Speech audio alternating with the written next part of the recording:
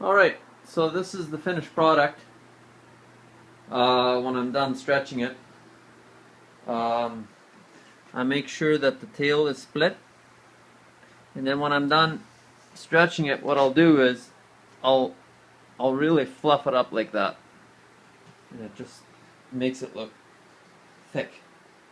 So ideally, it doesn't always happen like this, but when I skinned this kite, I can tell that my first cuts were real good because you see the angle of my pins here.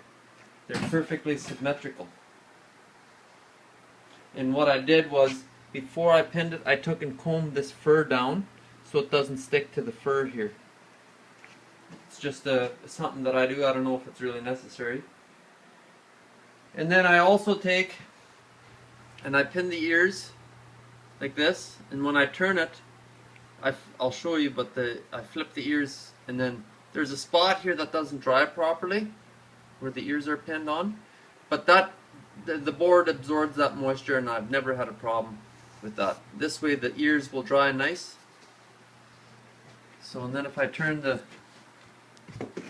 coyote around, another really good thing to do is I always take and I trim here and I cut the lips off, and it just makes a really nice presentation of the pelt. It's cleaned up, there's no loose ends. And then I also take and I cut the legs off. Right, you can see where the elbow is, just past the elbow. Okay, and then what I also do is I cut in here, and I cut a tiny strip off all the way to this pin. Same thing here, I cut a little strip off, and it cleans up the whole area here. And then I also trim the feet, so the feet are nice and straight. I don't want to have any loose points here. I just want it nice and square, and so you have a good presentation. So that's my coyote.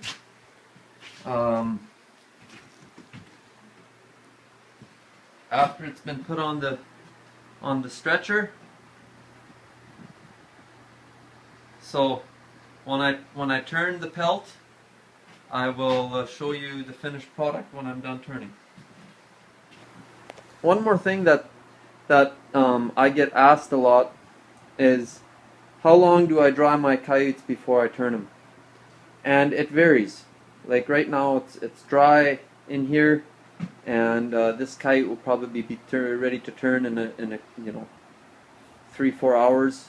If it's not really dry, I wait till the next day. But what really helps here is I turn my coyote and I hang it like this. And what that does for me is, it right underneath the legs here, this is the spot where it will not, this is where it dries the last. So the air can get to it, it dries fast there. Another thing I like about this is this pelt will dry faster up there than down there. So that gives me an advantage when I turn the coyote. This part of the coyote will not be as dry as that part of the coyote. And anybody that's ever turned a coyote knows that if you leave it on the stretcher too long, this is the area that's going to be really hard to turn. And I just find this way, this is a little bit softer than up there and the rest of the pelt. And that just makes it easier for me, is what I find anyways, to turn the coyote. So ever since I started doing this, turning the coyote has been a lot better. I don't have to let it dry as long because it dries fast underneath the legs here, and it just works really good. So okay, it's been about 6 hours now, and you can hear that sound. That means it's ready to turn. And as you can tell, underneath the arms, it's nice and dry. So we'll get this guy turned around. All right. So this coyote can hear that. It's ready to turn. See, now you see what I'm saying. The nose, this is dry, and this is still soft. So it could be a little bit drier, but I want to go to bed soon, so we'll just call this good. But I see a lot of guys turning animals from the back end. They start here. I don't know if that's right or wrong, but I used to do that, and I tore a couple of pelts. So the way I'll do it, I don't think you'll have a problem tearing pelts. But anyway, the ears, they just tuck inside like this. Then you start from the nose. Now, like I said, this is a little bit wet. It'll stick to the board a little bit, but it'll be fine. I would have liked to leave it maybe another 2 hours or so, but it's getting late. So start from the nose, and you just work your way through. It works very, very nice from this end because the hole actually gets right here. I don't know if you can see that, but as you work this way, the hole gets bigger. If you work the other way, the hole gets smaller. So you just fold it in like this. Okay.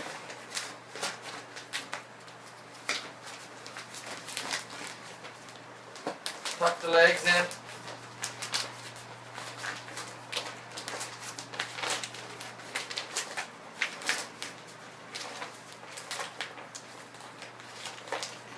Be careful right here. If this coyote was a little bit drier, I would have taken a little bit more caution because sometimes it wants to rip here.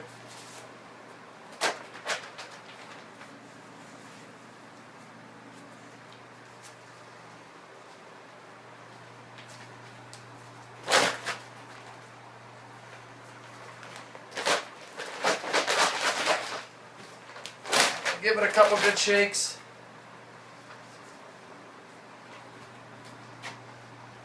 And it's ready to go back on the board.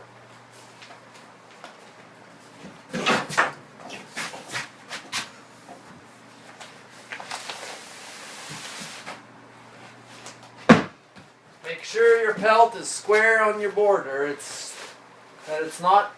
You don't want some of the belly fur on the back and some of the back fur on the belly. You want to have it. I tuck my legs in like this down.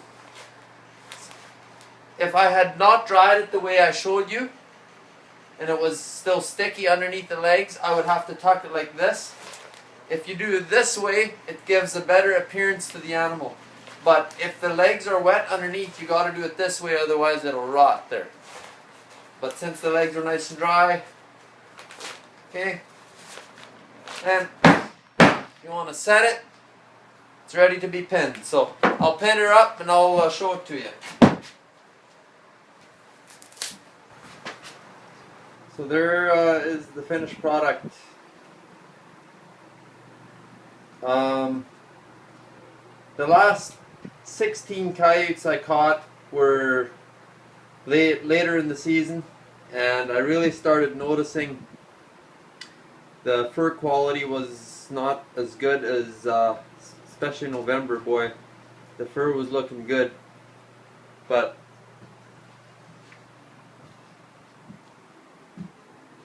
I mean, the fur is still, this is still pretty thick fur. Like it's pretty thick.